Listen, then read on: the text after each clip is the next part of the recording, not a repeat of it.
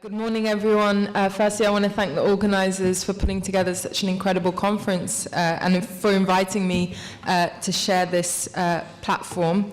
So I was asked to comment on the idea of Britain at a crossroads.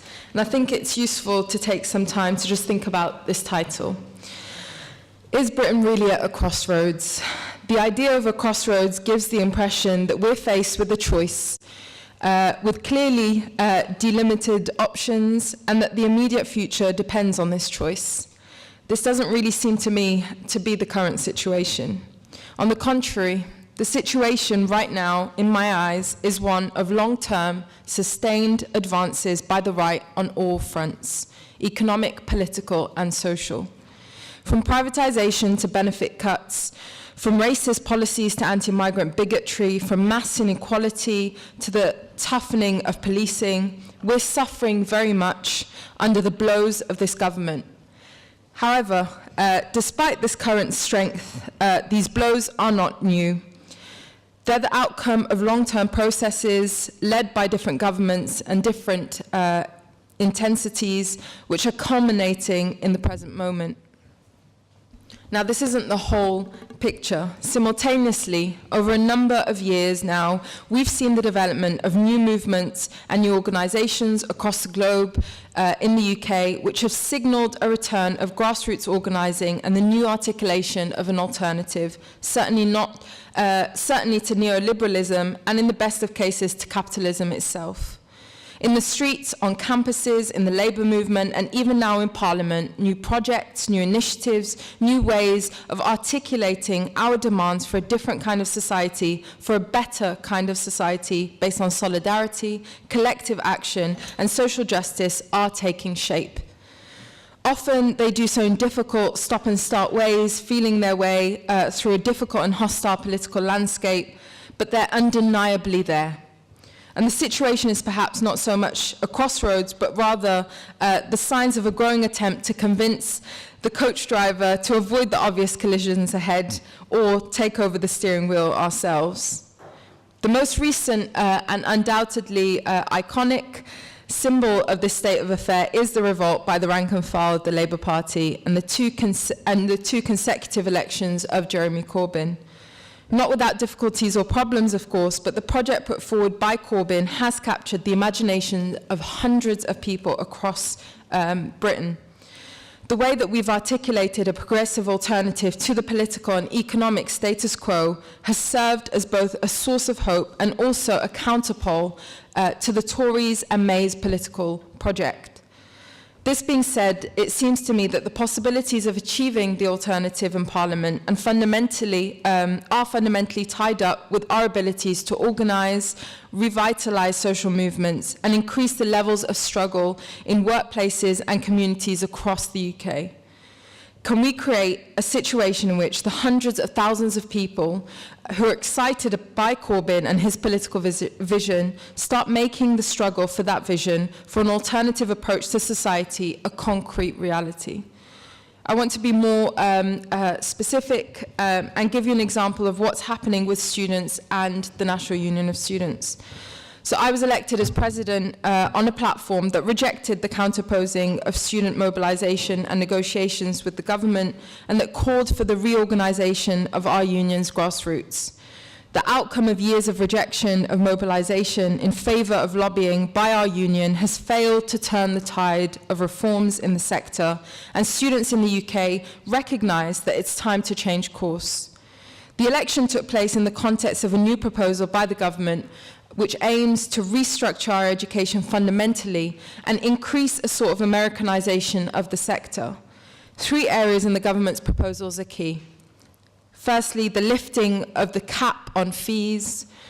Secondly, the facilitation of market entry and market exit for private providers. That's the encouragement by the government for private businesses to open and close higher education institutions.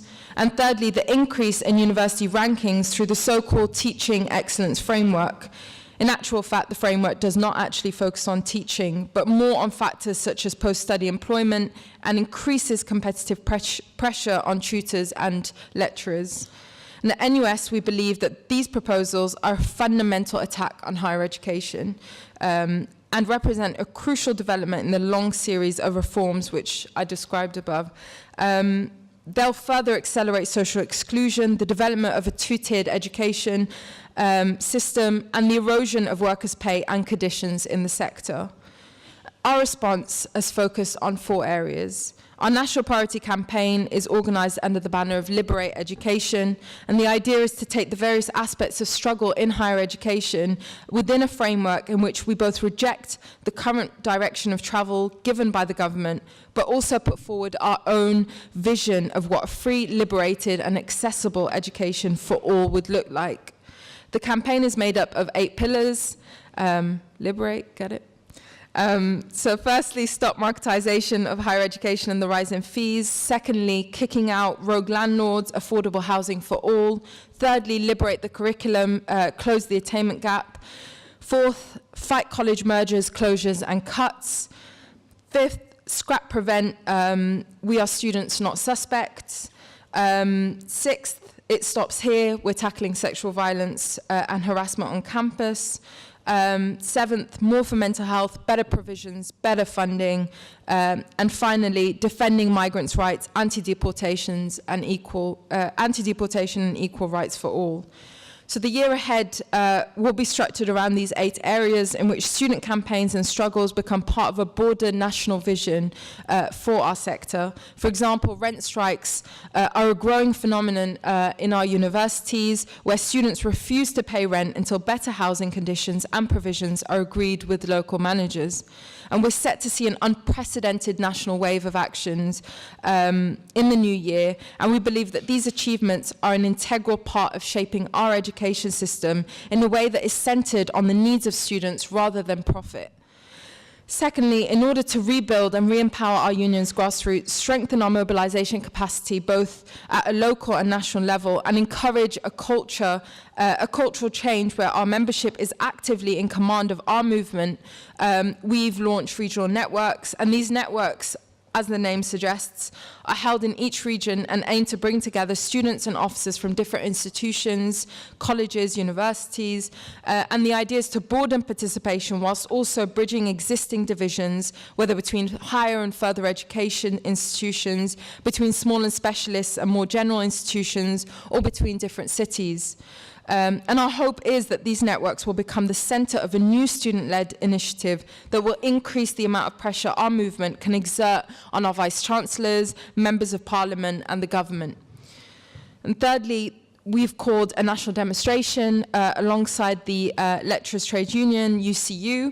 The demonstration is to take place on the 19th of November, and I hope that you'll all come along, bring your friends, colleagues, family members, and as well as being a show of unity and strength in the face of the reforms, we see the demonstration as a focal point for students and officers up and down the UK to have the opportunity to inform students about upcoming governmental plans and to mobilise activity against it on each and every single campus. For example, we want as many universities as possible to come out against the reforms and to pledge not to increase their fees. This will take serious concerted action across the board, and we're also building links with other students' unions internationally to take action during the same month. So far, our friends in Canada, France, and South Africa have all called national action against their own education reforms, and I hope that you'll all join us as well.